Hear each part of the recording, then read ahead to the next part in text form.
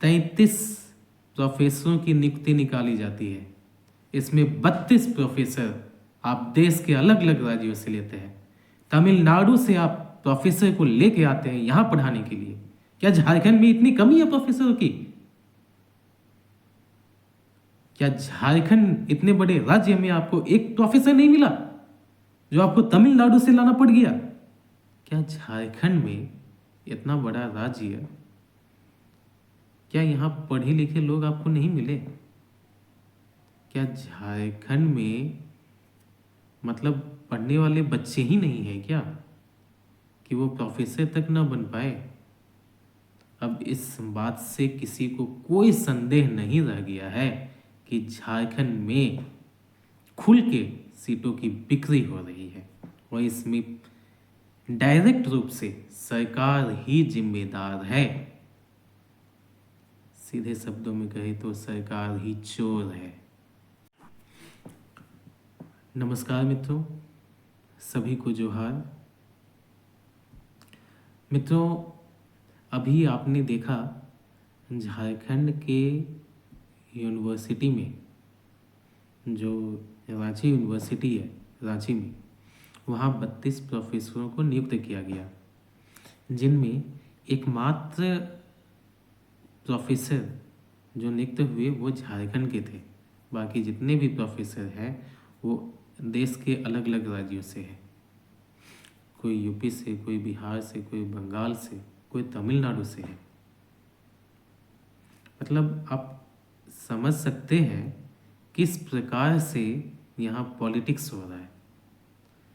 अब कोई बताए, क्या झारखंड में इतना बड़ा राज्य, क्या यहाँ पढ़े लिखे लोग आपको नहीं मिले? क्या झारखंड में मतलब पढ़ने वाले बच्चे ही नहीं हैं क्या कि वो प्रोफेसर तक ना बन पाए? 33 में आपको मात्र एक ही मिला प्रोफेसर और आप किसी को सिलेक्ट ही नहीं कर पाए। क्या यहाँ प्रोफेसर बनने के लिए यहाँ के छात्रों में योग्यता नहीं है, क्षमता नहीं है? क्या वो पढ़े लिखे नहीं हैं? या ये भी हो सकता है कि उन्हें कॉल करके बुलाया गया होगा, इंटरव्यू लिया गया होगा, लेकिन वो सेलेक्ट ना हुए होंगे।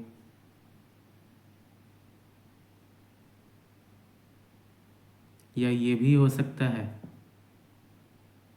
कि आप इंटरव्यू तो लिए होंगे लेकिन आप उन्हें सेलेक्ट नहीं किए। आपने सारी सीटों को जिस प्रकार से लैब असिस्टेंट में, जिस प्रकार से सीजीएल में, जिस प्रकार से पीजीटी में, जिस प्रकार से सहायक आचार्य में, जिस प्रकार से तमाम जो अभी एग्जाम हो रहे हैं झारखंड में, सब में जो आप बेचने का काम कर रहे हैं, जिसके बिल्कुल पुख्ता प्रमाण भी मिले, अब इस बात से किसी को कोई संदेह नहीं रह गया है कि झारखंड में खुल के सीटों की बिक्री हो रही है और इसमें डायरेक्ट रूप से सरकार ही जिम्मेदार है। सीधे शब्दों में कहे तो सरकार ही चोर है, चोर सरकार है।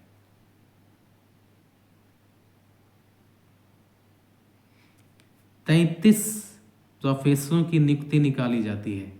इसमें 32 प्रोफेसर आप देश के अलग अलग राज्यों से लेते हैं। तमिलनाडु से आप प्रोफेसर को लेके आते हैं यहाँ पढ़ाने के लिए। क्या झारखंड में इतनी कमी है प्रोफेसरों की? क्या झारखंड इतने बड़े राज्य में आपको एक प्रोफेसर नहीं मिला जो आपको तमिलनाडु से लाना पड़ गया? क्या तमिलनाडु का वो विद्यार्थी झारखंड की इस नियुक्ति की एडवर्टीजमेंट को देख के यहाँ अप्लाई किया होगा? उतना दूर से यहाँ आया एग्जाम देने के लिए?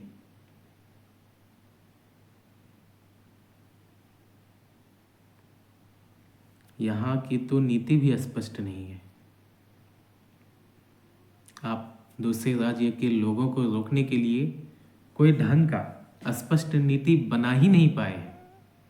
या यूँ कहें कि बनाने की मनसा ही नहीं है, बनाना ही नहीं चाहते। आपने यहाँ के लोगों को केवल वोट पाने के लिए रखा हुआ है। केवल यहाँ के लोगों से, स्थानीय लोगों से यहाँ की सरकार को वोट चाहिए ताकि वो किसी तरह सत्ता में आए। लेकिन आप जो यहाँ के लोगों से वोट ले रहे हैं, सत्ता में आ रहे हैं, आप यहाँ के लोगों के लिए काम क्या कर रहे हैं? ना तो शिक्षा, ना तो चिकित्सा, ना तो मूलभूत सुविधा। गांव में जाके देखिए क्या हालत है शिक्षा की, क्या हालत है चिकित्सा की, क्या हालत है रोड की, बिजली की। हर तरफ भ्रष्टाचार, घुसखोरी। ऐसी जीवन शैली गांव के लोग जी रहे हैं। लगता ही नहीं कि हम लोग एक इसी सदी में हैं। झारखंड के गांवों में जाके देखिए आप, जिस आदिवासी बहुल क्षेत्र से, जिन लोगों से आप वोट लेते हैं, खुद को आदिवासी का हितैषी कहते हैं हेमंत सोरेन जी, उन आदिवासी बहुल क्षेत्रों में कभी जाके देखा भी कीजिए कि वहाँ के लोगों का आपने क्या हालत कर रखा है। कितने वहाँ पे आपने स्कूल का निर्माण करवाया और उन स्कूलों में कितने बच्चे जाते हैं, कैसी व्यवस्था है वहाँ की। यहाँ के सरकारी स्कूल जो झारखंड में चल रहे हैं, क्या उनमें पढ़ाई ढंग का होता भी है? पढ़ रहे हैं बच्चे वहाँ? पढ़ाई हो पा रहा है? शिक्षा का स्तर कितना गिरा दिए हो तुम लोग? चारों तरफ केवल लूट मचा रखे हो। मैं अपने झारखंड के मित्रों से बस यही निवेदन करना चाहूँगा, मित्रों, 5 साल आपने हेमंत सोरेन को मौका दिया था। 5 साल आपने देखा कि 5 साल इस सरकार ने झारखंड के विद्यार्थियों के लिए क्या काम किया। कोई भी नियुक्ति पारदर्शिता से नहीं हुई, सब में धांधली हुआ। जेपीएससी आया, धांधली हुआ। ये जो सीजीएल आया है, धांधली हुआ। मतलब एक को जॉब आप ढंग से निकाल नहीं पाए। निकाले भी तो ढंग से एग्ज़ाम नहीं लिए, एग्ज़ाम लिए भी तो उसमें धांधली हुआ। मतलब 5 साल में आपका जो काम है वैकेंसी स्टूडेंट्स के लिए, बाकी में तो 0/0 है ही। बाकी का अभी बात नहीं कर, अभी हम विद्यार्थियों के लिए आपने वैकेंसी में क्या किया? 0 5 सालों में। और अब जो आपको नया मौका मिला है 5 साल, इसमें अब यहाँ के विद्यार्थी समझ चुके हैं कि आप आगे अब क्या कर सकते हैं। आपका ट्रैक रिकॉर्ड देख चुके हैं 5 साल हम लोग।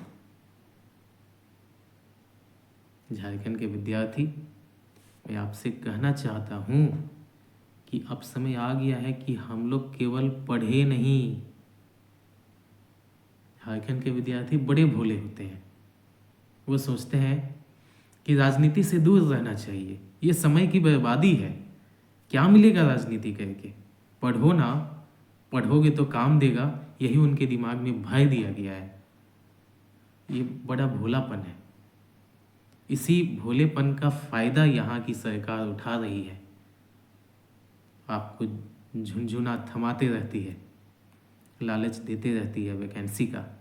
आप तैयारी में लग जाते हो, लेकिन मालूम पड़ता है कि कोई भी वैकेंसी ढंग से होता नहीं है। सब में खेल होता है, पॉलिटिक्स होता है, सब में धांधली होती है।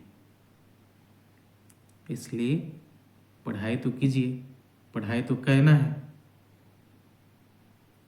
कुछ ना कुछ करके लेना ही है, पढ़ाई छोड़ना नहीं है। लेकिन अब केवल पढ़ना नहीं है, अब अपना आवाज़ भी उठाना है इस सरकार के खिलाफ।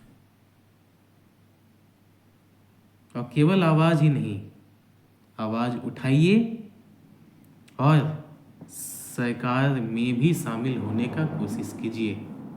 इस सरकार को हटाने का कोशिश कीजिए। झारखंड के विरोधी हमेशा रही है, विकास विरोधी सरकार है ये। नमस्कार।